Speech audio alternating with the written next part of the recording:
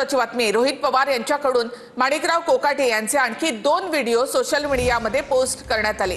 सभागृहाचं कामकाज संपलं होतं हे कोकाटेंचं वक्तव्य खोटं आहे असं रोहित पवार यांनी म्हटलेलं आहे।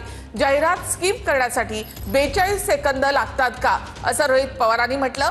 गिरे तो भी टांग ऊपर कोर्टात जाण्याची भाषा दुर्दैवी असा हल्लाबोल देखील रोहित पवारांनी केलाय।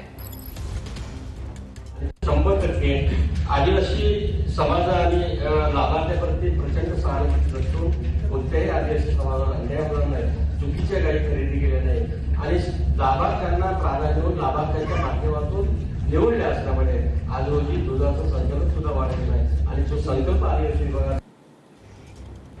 तर रोहित पवार यांनी कोकाटेंचे आणखी 2 व्हिडिओ देखील पोस्ट केले आहेत। रोहित पवारांनी कोकाटेंचा 22 सेकंदाचा एक व्हिडिओ ट्विट केला।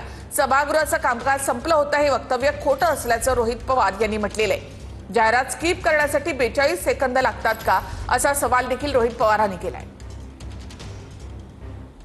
सभागृहाचं कामकाज संपलं होतं हे कृषी मंत्री महोदयांचं वक्तव्य धडधडीत खोटं आहे।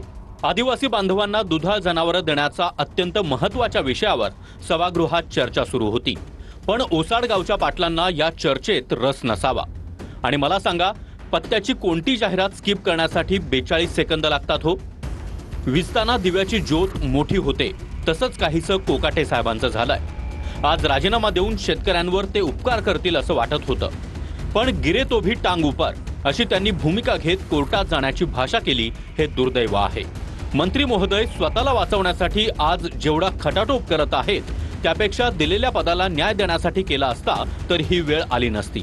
विधिमंडळाची अप्रतिष्ठा होऊ नये म्हणून आवाज असलेले हे व्हिडिओ शेअर करणं मी टाळत होतो, पण मंत्री महोदयांनी कोर्टात जाण्याची भाषा केल्यानं नाईलाजानं मला सत्य जनतेच्या कोर्टात आणावं लागतंय।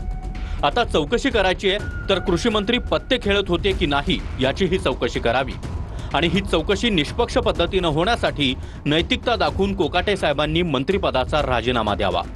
महत्त्वाचं म्हणजे सत्य हे झाकणार नसल्यानं राजीनामा देण्यासाठी पुढील अधिवेशनाची कशाला वाट पाहता आणि शेतकऱ्यांना सहन करायला लावता।